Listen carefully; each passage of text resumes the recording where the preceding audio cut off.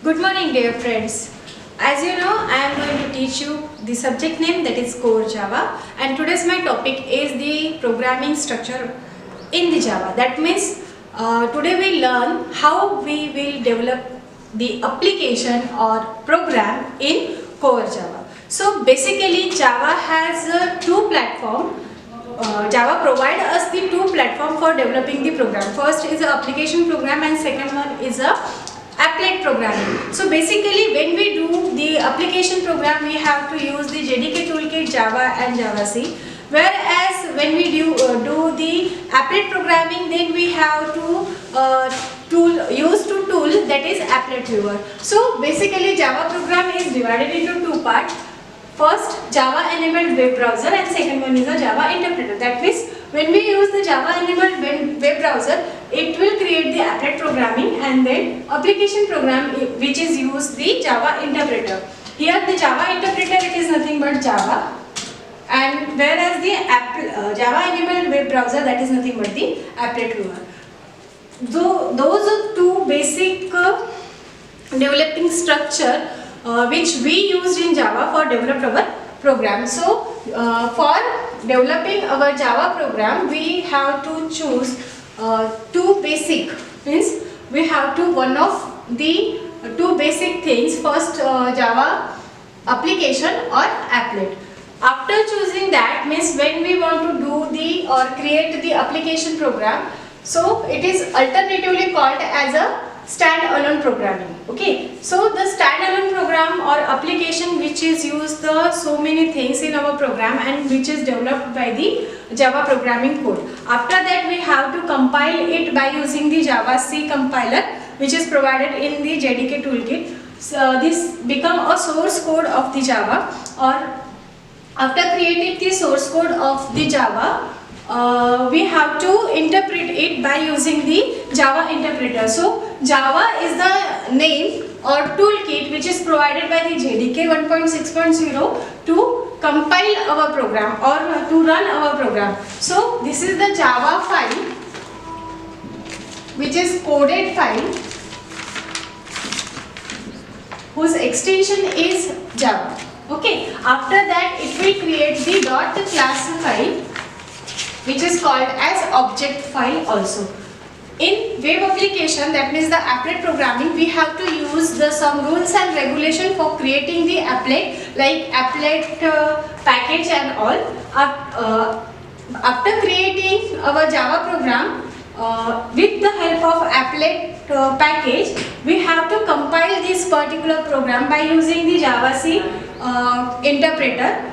It create again .class file, but which having the Java applet code. Okay, so basically there are some rules and regulation for creating the applet, so we have to include the HTML tag in our Java program so that we can use the browser, because HTML is a language which is run only on the browser. So Java provide us the applet viewer browser for executing or running the HTML code or creating the window. So basically applet viewer, it is a basic web browser which is provided by the JDK toolkit for running the file. Okay, so applet programming, for applet programming we use the applet viewer toolkit. Then program name.java.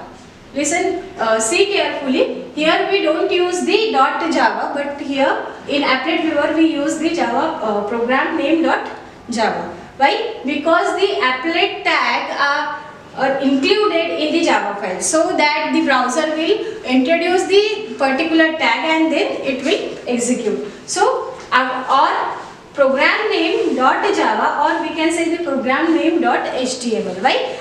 If we write our HTML applet code in another HTML file, then and then only we have to use the program name.html, so that JDK toolkit, that means the applet viewer, can browse that particular HTML code for running the applet window.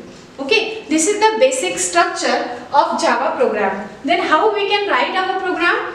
So each and every every language, computer language, there is a paradigm for creating application or creating a program. Paradigm, that means the step, or we can say the structure. So by using that particular structure we can create our program. So Java provide us this structure like this. So very first statement in our program, that is nothing but the documentation section. So in documentation section there are we just it is a suggestion which is provided by the Java programmer. So we can provide the information about our application. Okay, here we just provide the application. This is the basic structure of Java program. First statement, it is nothing but the documentation section, and it is a suggestion. Why they give us that particular suggestion? So that the unknown user can identify this particular use of that particular application. We can provide some information about the application. The next one is package statement. Earlier I said that if we want to create a Java applet, then we have to use the package.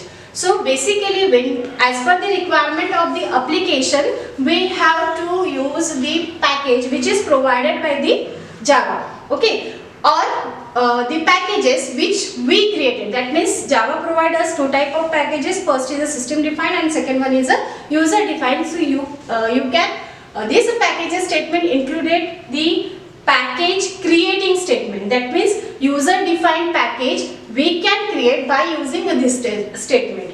If the application is required or needed that particular statement, then we include, otherwise skip it because it is optional.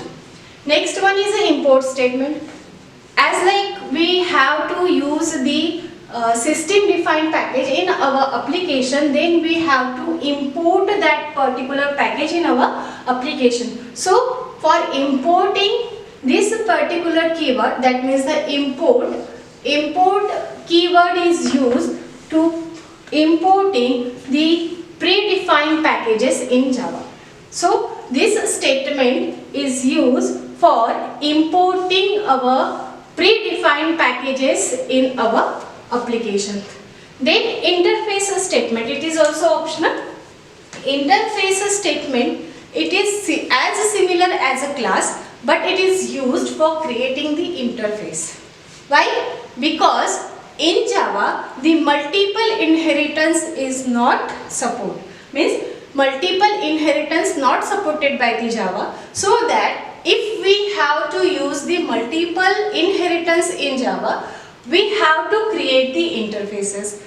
If we want to create the interface with the help of application, so that we have to import or create the interface. So interface statement is required.